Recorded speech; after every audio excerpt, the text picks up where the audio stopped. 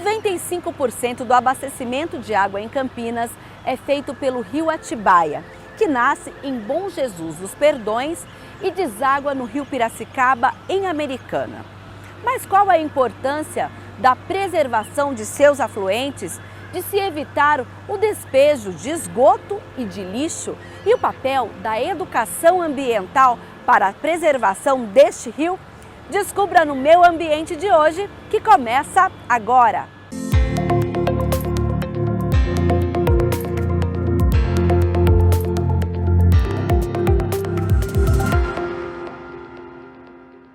Campinas, com cerca de 1.200.000 habitantes, depende quase que exclusivamente de um rio para que a água chegue até as casas das pessoas.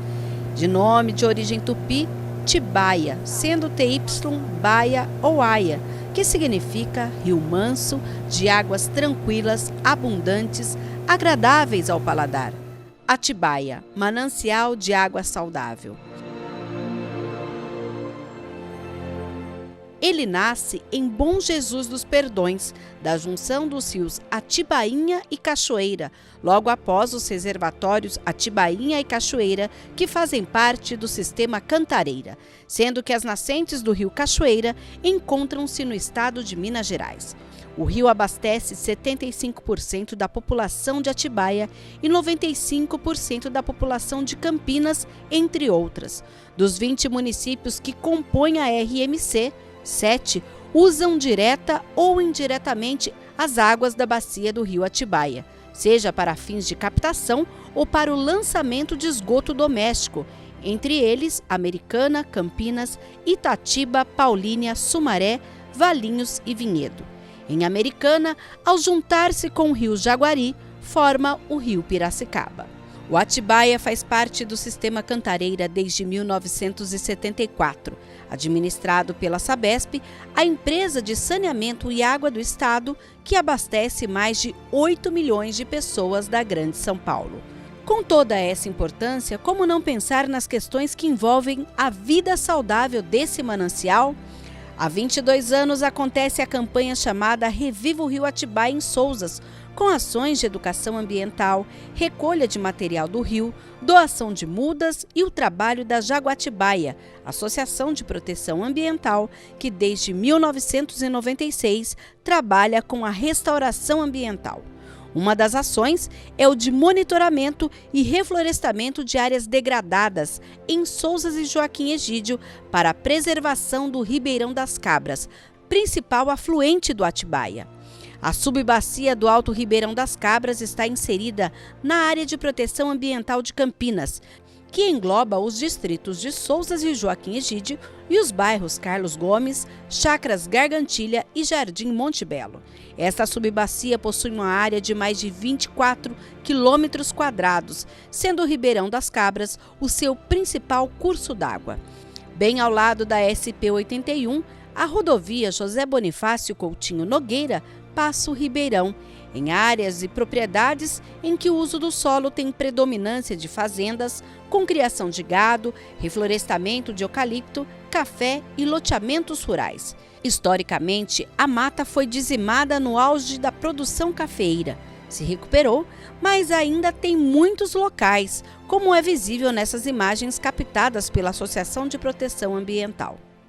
Nós estamos aqui com o Perdigão em uma das áreas em que, um pouco mais de 10 anos, a Jaguatibaia fez o plantio de árvores e ele vai explicar o que é esse processo.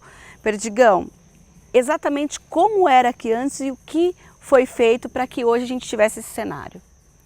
Bom, há em torno de 10 anos atrás, e já vinha nesse estado há décadas, era uma região totalmente pelada de árvore, não havia cobertura florestal, era só pasto com grama batatais. Então uma área que não protegia o Ribeirão das Cabras, nós estamos ao lado do Ribeirão das Cabras, sujeita à erosão, que não contribuía para a infiltração da água no solo e as nascentes do entorno estavam secando. Bom, a partir de 2009, com as mudas já produzidas pela Jaguatibaia, nós iniciamos o contato com proprietários rurais, uma sensibilização para dizer, senhor, nós estamos trazendo recursos de fora do município, as mudas são produzidas por nós aqui do lado da sua propriedade e nós estamos propondo restaurar as áreas que o senhor é obrigado a restaurar, mas nós vamos tomar a iniciativa e fazer isso sem custo para o senhor. Depois da implantação, fornecimento de muda, elaboração do projeto técnico e aprovado nos órgãos competentes, preparo do solo, plantio e manutenção por 2 anos, o senhor vai ter uma área restaurada e tem uma obrigação, cercá-la. Cercar para os animais não invadir e não prejudicar as mudas, o desenvolvimento. Ou seja, o proprietário teve quase custo zero. Exatamente. O ganho ambiental foi enorme e ele teve cumprida uma exigência legal, gastando só o cercamento da área. Todos os outros custos estavam embutidos no projeto proposto pela Jaguatibaia. Pau-viola, algodoeiro, 2 espécies de ingá, embaúba e pequenos arbustos protegem o solo no entorno do ribeirão. Revela a contribuição que a mata está dando como proteção ao Ribeirão das Cabras. O que é isso? Primeiro, quando a copa se forma, a água da chuva, o pingo d'água já não bate mais direto no solo, ele bate na folha, escorre pelos ramos e chega bem manso no solo. O solo, como a gente pode ver, está repleto de folhas que a árvore vai trocando ano a ano, formando uma camada de matéria orgânica muito fofa, macia, que facilita a penetração da água no solo.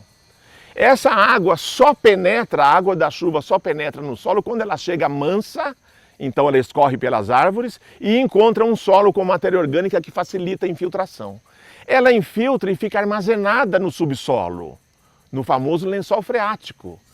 O nome mais adequado que a gente costuma falar é caixa d'água da natureza. Então as árvores favorecem a infiltração que fica armazenada na caixa d'água da natureza durante o período da chuva. Quando chega na seca, a gente olha para o céu, não tem nenhuma nuvem, às vezes 60, 90 dias sem chover. Aí a pergunta é, da onde que vem a água que nós estamos vendo correr no ribeirão se não está vindo da chuva, se não chove? A resposta é simples. A água que infiltrou ficou armazenada na caixa da natureza, na seca retorna para os cursos d'água, encontrando um buraquinho no solo que a gente chama de nascentes, os olhos d'água.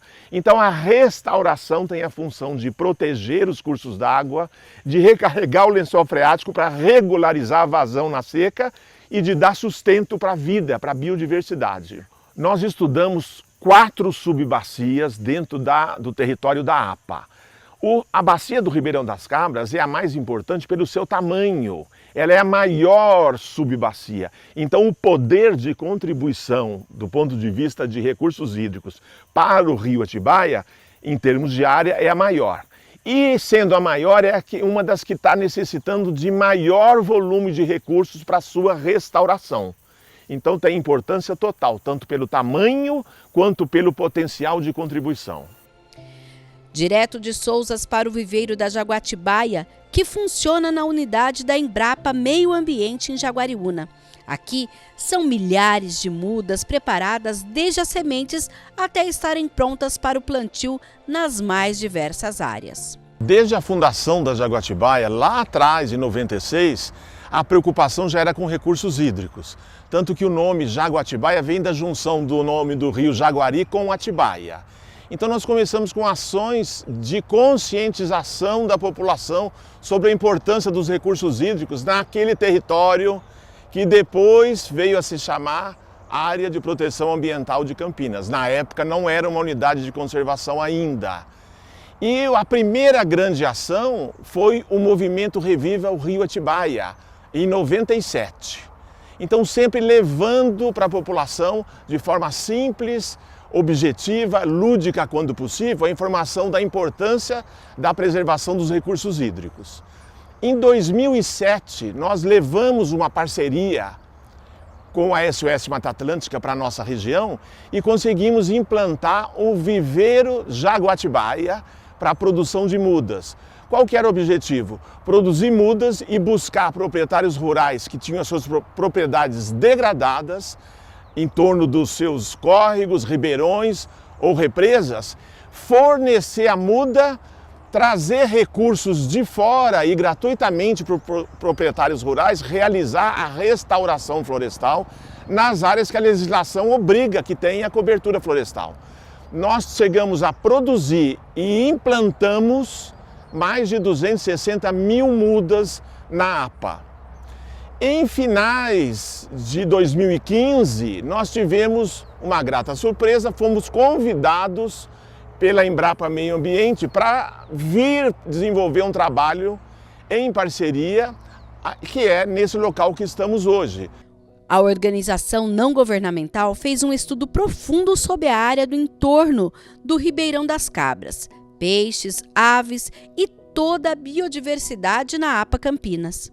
A data específica que estimulou desenvolver esse trabalho mais aprofundado foi a partir de 2014 do colapso hídrico aqui na região que secou o rio Atibaia. Então a gente já vinha fazendo trabalho de restauração florestal, mas mesmo assim o colapso aconteceu. Obviamente por causa da reversão de água daqui da nossa bacia para o sistema Cantareira. Mas aí veio a questão, um território como a APA de Campinas de 22 mil hectares, qual é o potencial de contribuição hídrica para abastecer o rio Atibaia? Em outras palavras, se esse território conseguir receber água da chuva, infiltrar, armazenar no subsolo e verter no inverno através de suas nascentes para abastecer o rio Atibaia, quanto que Campinas pode ficar independente do sistema Cantareira? Essa é a grande questão. Então, desenvolvemos uma parceria Jaguatibaia, Unicamp e Embrapa Meio Ambiente para conhecer o comportamento de 4 bacias, subbacias que pertencem à APA, como que é o seu funcionamento e a qualidade dessa água que abastece o rio Atibaia. Isso é de uma importância muito grande porque com uma série de dados nós vamos poder replicar esses dados nas subbacias estudadas e saber exatamente, aí a questão chave. Quando chove, se a água infiltrar no solo, ela vai para o subsolo, sai através de nascente na seca. Sem mata, isso não acontece. Então, com os trabalhos de restauração iniciados já em 2008 e 2009, e que tem continuidade hoje, com outras ações também. Hoje já tem o pagamento de serviços ambientais lá em Campinas, também contribui. Os primeiros resultados são claros, estão mostrando a sanidade ou a qualidade das águas dessas subbacias. Então está ficando provado e a gente está começando a descobrir de onde vêm as cargas poluidoras. Uma segunda etapa, isso identificado vai ser revelado para que possa ter uma atuação prática para reduzir essas cargas poluidoras. Uma outra ação resultante da pesquisa é que nós estamos elaborando um caderno que vai se chamar Conhecendo a Biodiversidade da APA, com todos aqueles bichinhos que nós mostramos, os peixinhos, as aves observadas, o plâncton, e mostrar de uma maneira lúdica para as crianças, como uma cartilha escolar, a riqueza que existe e se essa riqueza deixar de existir, é um sinal que as águas estão poluídas. O ambientalista acredita que não deve haver concorrência entre a preservação e a modernização daquela região. Não deve haver competição por uma simples razão. Uma unidade de conservação como a APA de Campinas tem a sua área urbana delimitada. E uma área urbana é passível de urbanização, com adequações ambientais. A área rural tem que ser preservada para que esse ciclo da água, essa infiltração da água e que ela retorne na seca seja mantida. Daí a criação dessa unidade de conservação, a sua importância para contribuir para o rio Atibaia com um volume de água durante o período de seca. E não existe mata primária na APA, só secundária, que é o remanescente que veio a brotar depois da retirada da mata primária. Então, para quem está assistindo e é leigo nos entender, a gente tinha uma mata original, ela foi desmatada para a plantação de café e depois ela ressurgiu quando parou-se de plantar o café, é isso? Exatamente. Nas áreas de maior declividade, vulgarmente a gente chama nas pirambeiras, nas áreas mais de declividade acentuada, que é difícil ter acesso, quando acabou o ciclo do café, essas áreas ficaram abandonadas e houve uma regeneração natural, muito menos rica, biologicamente falando, do que a mata primária, mas ela ressurgiu. Então, a quantidade de áreas que ressurgiu foi muito pequena. Daí a necessidade de acelerar os trabalhos de restauração florestal. O pesquisador da Embrapa, que estuda a relação do solo e a qualidade das bacias hidrográficas, fala da importância do reflorestamento. A água no seu caminho, no nosso ambiente, ela chega pela chuva, ela é estocada no subsolo e por conta de algum tempo ela chega mais rapidamente ou menos rapidamente no curso d'água. E no caso aqui de Campinas, nós aproveitamos o potencial que o rio Atibaia tem para abastecimento da água do nosso município.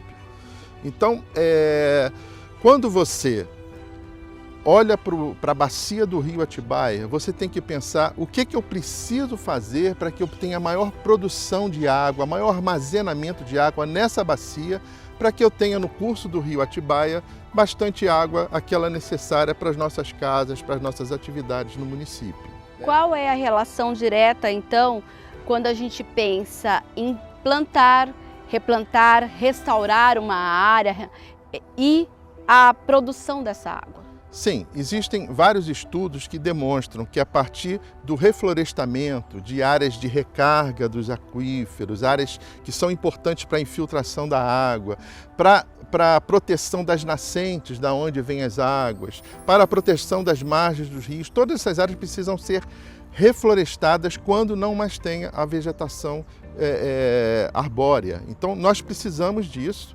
E sei que já existem movimentos desses em subbacias do rio Atibaia, como essas aqui na região de Souza e Joaquim Egídio, né? Como que vocês chegaram, então, até especificamente esse trabalho da Jaguatibá e qual é o papel da Embrapa nisso? Sim, na verdade, nós já temos trabalhado em outras áreas em que se observa que com essa restauração florestal, não é num passe de mágica, não é imediatamente, mas ao longo do tempo.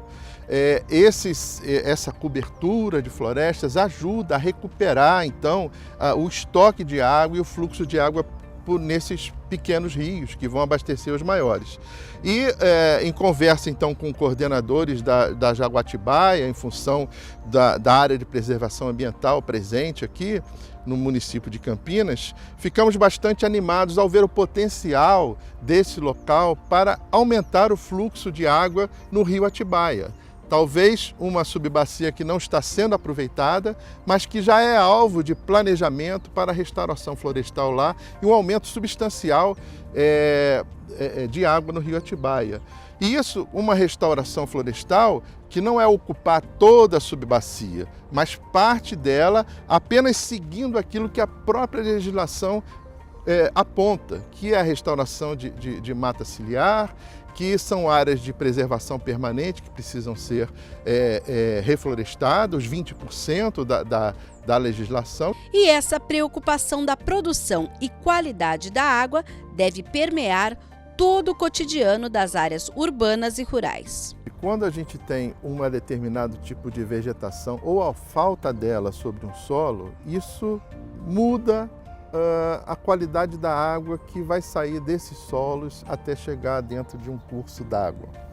Então, a gente precisa estar pensando em que eu preciso produzir alimentos, eu preciso da agricultura, preciso, mas eu preciso conduzir essas coisas de uma maneira tal que, além de eu ter a minha produção agrícola, eu também esteja preservando o meio ambiente. E é isso que a gente tem feito na Embrapa, ajudando então o produtor a ter esse tipo de atitude em relação à sua produção. Olha, no caso, por exemplo, das subbacias aqui do rio Atibaia, que estão sendo alvo desse trabalho de mensuração de quanto ela pode contribuir para as vazões do rio Atibaia, lá nós já estamos observando um problema do uso do solo que predominantemente vem das áreas urbanizadas. Então, os nossos locais de amostragem que estão sendo,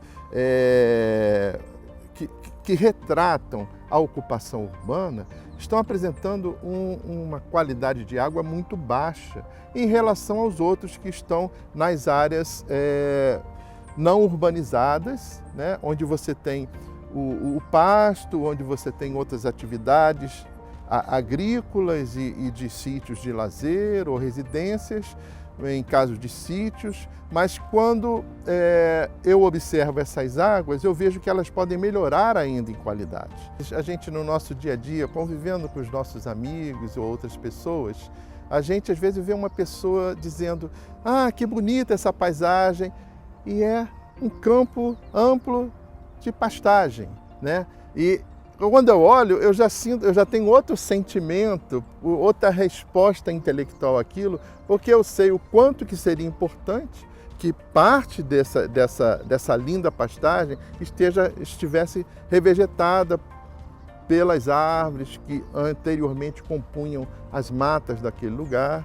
Então, e que áreas são essas? São as áreas de topo de morro, as áreas onde existem as nascentes, né? Então, tudo isso é minha percepção quando eu olho uma paisagem dessas, né?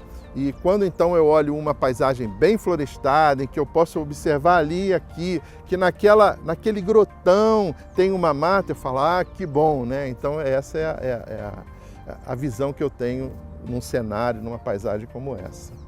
Eu acho que ainda falta um pouco de chão para a gente percorrer para chegar a dizer que a população percebe como um tesouro. A gente também tem que separar um pouquinho, às vezes a gente fica só falando fecha a torneira para o morador, para as pessoas em suas casas têm sim que ser cada vez mais conscientizadas, mas não podemos deixar o ônus pela falta d'água por um consumo às vezes inadequado. O que acontece em maior escala é o comportamento, numa escala maior, das áreas da área de produção rural desmatadas, do uso exagerado de agrotóxico que contamina as águas, da reversão de água da nossa bacia para o sistema Cantareira, que tira mais do que nós achamos que deveria. E aqui eu abro um parênteses. Leva água para São Paulo, mas São Paulo não tem falta de água. A qualquer época do ano, verão ou inverno, você chega em São Paulo, você vê o Rio Tietê e Pinheiros cheios, só que são canais de esgoto. Então, trabalhos de restauração lá, em vez de só tirar a água daqui e levar para lá, tem que ser considerados também. No próximo bloco, a água que chega até as torneiras das nossas casas e o trabalho para manter a qualidade desse produto.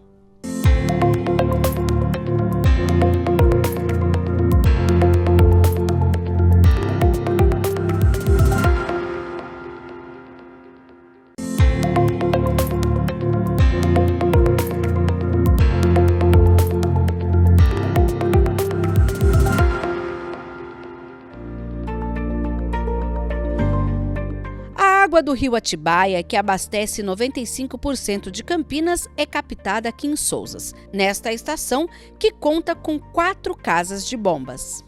A água é enviada para as estações de tratamento, as ETAs. A 1 e 2 ficam no bairro Swift e as outras 2 em Sousas. Campinas também tem a ETA Capivari, junto à rodovia dos Bandeirantes, que trata os 5% captados daquele rio. A água das ETAs são distribuídas pela rede subterrânea, um labirinto de tubulações, até chegar às torneiras de nossas casas, nas indústrias e no comércio. Nós viemos até o Centro de Controle Operacional da Sanasa para entender melhor essa importância do rio Atibaia para Campinas. A gente vai conversar agora com o Paulo Tínio. Tínio, explica um pouquinho para nós. A gente capta 95% da água de Campinas é do Atibaia. Na prática, o que isso detalhadamente significa para a cidade?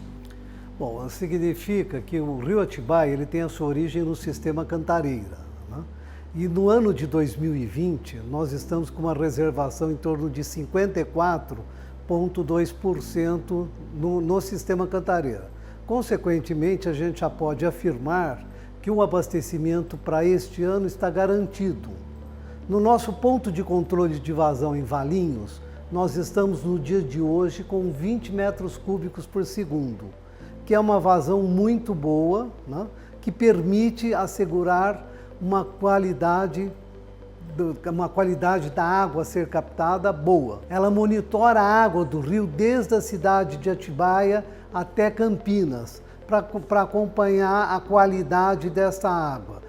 Uma vez que quando essa água é captada em frente à nossa captação, a gente assegura estar captando uma água de boa qualidade para a cidade. A gente tem quantas unidades de captação?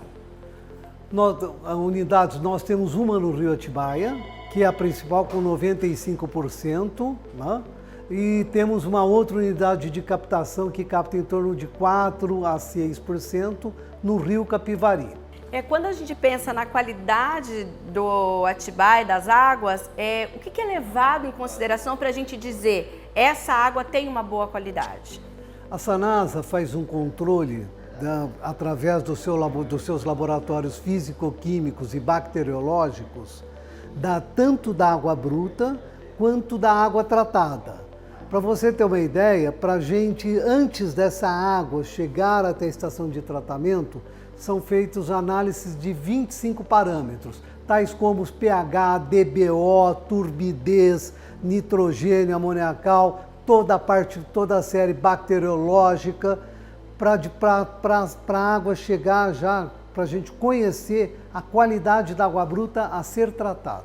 Hoje a gente pode dizer que o Atibaia tem uma boa qualidade antes de vir para o tratamento? Olha, o Atibaia ele é considerado um rio da classe 2, tá? Consequentemente, é um rio que está apto para o abastecimento público. Sim. Nesse monitoramento, inclusive, que você menciona, Tília, vamos supor que a gente tem algum problema que aconteceu em qualquer outro lugar antes de chegar a Campinas, vocês já têm nesse monitoramento esse parâmetro para decidir se capta ou não essa água. Já aconteceu em alguma ocasião Já isso? aconteceu. Tá? Por exemplo, nós já tivemos problema com uma queda de um caminhão de um poluente na região de Itatiba, né?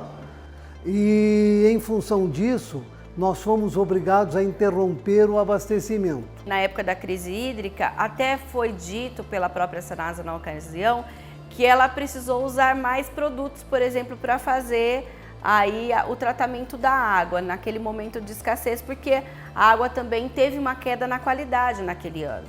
Sim, porque, veja, a partir do momento, é o que eu te disse, qualidade e quantidade estão associados. Tá? Quando você tem uma diminuição significativa da quantidade, você tem uma concentração de matéria orgânica. Tá? Consequentemente, você requer uma dosagem de produtos maiores no processo de tratamento da ETA. Apesar de uma situação positiva, Campinas, que em 2015, assim como todo o estado, sofreu com a crise hídrica, atualmente vive em uma situação tranquila. Esse ano não se fala em falta d'água no rio, tá certo? Porque a reservação do Cantareira, caso não ocorram chuvas, né, ela garante o abastecimento da cidade de Campinas. Quando a gente fala também em qualidade, Tínio, inclusive existe um projeto da Sanasa em relação à estação Capuava em Valinhos, justamente para garantir que a água venha para Campinas com um nível melhor de qualidade. Eu queria que você falasse desse projeto. Sim, esse projeto é um protocolo que já foi assinado entre as cidades de Campinas e Valinhos, onde se prevê a operação da ET Capuava pela Sanasa.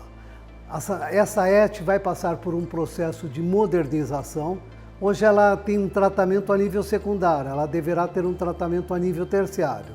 Consequentemente, todo o esgoto de Valinhos, que deságua no Rio Pinheiros e este deságua no Atibaia, vai sofrer uma grande melhoria na sua qualidade. Melhorando isso, o que acontece?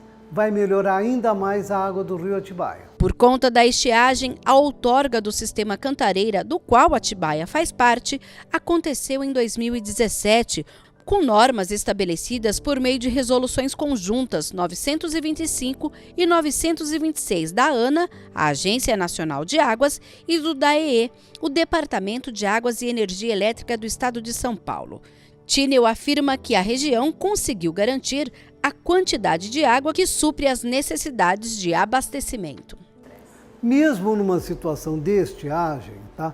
Após a outorga do sistema Cantareira em 2017, foi garantido uma vazão mínima no posto a montante da nossa captação em Valinhos de 10 metros cúbicos por segundo. Campinas hoje capta, em média, de 3.200 a 3.800 litros por segundo. Consequentemente, existe a água para se captar mesmo numa situação de estresse hídrico. Ou seja, Campinas não saiu perdendo. Não, Campinas e toda a bacia foi uma grande vitória para a bacia. Por quê? Nós estamos garantindo uma disponibilidade hídrica para todas as cidades que são abastecidas pelo rio Atibaia e pelo rio Jaguari, que são em torno de 18 cidades, perfazendo uma população em torno de 3 milhões a 3 milhões e meio de habitantes. Naquela época também existiu toda uma discussão de que em épocas de chuva a gente tem grande disponibilidade de água, e em época de estiagem, como aconteceu, todo aquele problema. Em função disso, naquele momento foi lançado um projeto chamado Nosso Cantareira para garantir futuramente a reservação de água na nossa cidade. Até porque, como a gente não tem, como se diz, a água vai embora. Hoje, como está isso? Veja, é importante, essa iniciativa da administração é fundamental, porque Campinas é a única cidade com mais de 1 milhão de habitantes que não tem o seu próprio reservatório. Nós captamos a fio d'água. Então nós dependemos integralmente do Cantareira.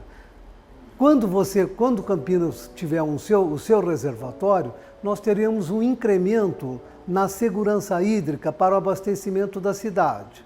Estágio do projeto hoje. A Sanasa entrou com um pedido de verbas junto à Caixa Econômica para que se faça o estudo de viabilidade, projeto e, pós essa fase, a obra. O tratamento do esgoto também garante a saúde do Atibaia. Campinas está para ter 100% dos efluentes domésticos urbanos tratados, com a estação de tratamento de esgoto Boa Vista, que deve ser inaugurada ainda este ano. Por muito tempo se falou na questão do esgoto clandestino. Para o rio Atibaia, essa é uma questão superada? Olha, o rio Atibaia, nós estamos com o tratamento de Capoava. Todo esgoto de Valinhos se destina a Eticapoava. Então nós não temos esgotos clandestinos acima de Valinhos. Campinas, por sua vez, está fazendo a sua lição de casa. Nós temos a ET Souzas, a ET Inhumas, que recolhe todo esse esgoto. Então, na região de Valinhos até Campinas, toda Campinas, até na divisa com Paulínia, nós não temos o esgoto clandestino. Não confundir o esgoto clandestino com a poluição difusa. Então me explica. O que é poluição difusa? A poluição difusa ela é originária das galerias da água, das galerias pluviais, das lavagens de rua, das lavagens de calçada. Então, essa poluição difusa sempre vai existir aonde você tiver uma cidade, porque onde você tem o solo impermeável, que são as ruas asfaltadas, essa água ela vai escoar até encontrar um ribeirão, esse ribeirão, consequentemente, vai desaguar no rio Atibaia. O consultor considera o trabalho de reflorestamento de suma importância para a saúde do rio. O reflorestamento de todas as regiões em torno do rio Atibaia é fundamental, Por quê? Você está assegurando a vida do Ribeirão, que é um afluente do rio Atibaia, e incrementando ainda mais a produção de água. Tá? Toda a contribuição dos afluentes para o rio Atibaia é de fundamental importância. No próximo bloco, a navegação pelo rio no distrito de Sousas e o trabalho da Associação de Remo, que até hoje atua na preservação das águas do Atibaia.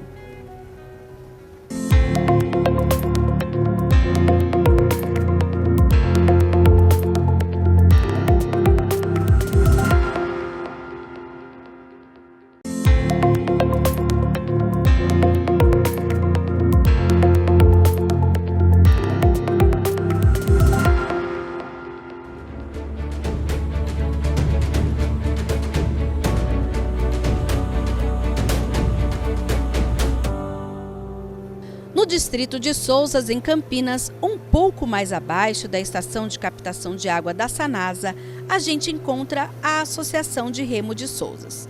Na 22ª edição do Reviva o Rio Atibaia, em novembro de 2019, nossa equipe acompanhou os remadores na retirada de lixo das águas, inclusive de uma máquina de lavar. E essa barreira colocada represou muito PET, isopor, entre outros materiais jogados por ali. Depois, tudo foi colocado na Praça Beira Rio para que as pessoas tivessem consciência do problema. As crianças e os adultos foram convidados a saber mais sobre esse que é tão importante não só para Campinas, como para todo o sistema hídrico. Voltamos ao Rio Atibaia em fevereiro deste ano, época de águas abundantes. Quem nos leva para navegar é Eduardo Peria, atual presidente da associação. Águas com pouco lixo, mas que ainda dá para ver que há descarte de materiais no rio. No dia a dia, está remando, viu um lixo, pega, viu um lixo, pega. Eu acho que o que mais manda é assim, conscientização. Eu acho que o que nós podemos deixar é o exemplo, conscientizar, só. Não tem outra coisa a se fazer. E não há como esquecer o precursor deste trabalho, Rubens Godoy, conhecido como Guardião do Atibaia. O barbeiro e remador esteve à frente da associação por muito tempo.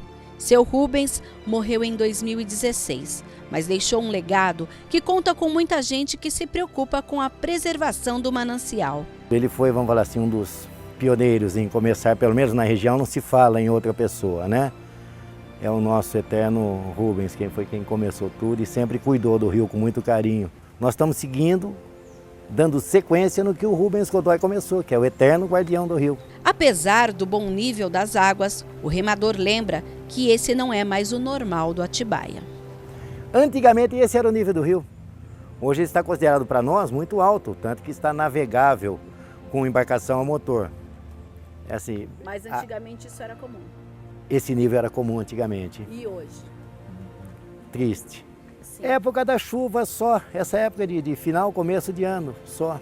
Não tem mais, o resto do ano nós chegamos a atravessar esse ponto aqui, que está com vários metros de profundidade, caminhando, inclusive sem molhar o pé. Peria apela para conscientização e educação ambiental para evitar a poluição do Atibaia. Navegamos em vários pontos do rio, então são quilômetros acima, quilômetros abaixo. Se vê pessoa que vem acampar, pescar, ou de passagem, ou rio que desce de cima de outras cidades também. Nós vamos captando aqui, vai parando por aqui. Nós aqui como ribeirinhos, moradores, né, da região, é o dia a dia a conscientização de não jogar no rio, repetindo.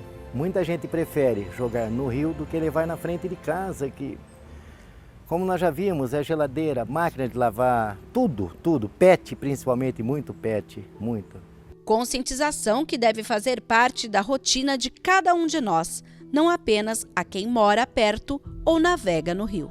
Quando ocorrem as chuvas, há uma elevação da vazão do rio e um consequente carreamento desses sólidos, dessas latas, dos marmitex que você falou, para dentro do rio. Isso também é uma fonte de poluição para o manancial. Essa conscientização por parte da população, ela é extremamente necessária, tá? Uma vez que um plástico que você jogue num rio, ele demora 300 anos até para se depurar. O isopor. O isopor também, a mesma situação do plástico.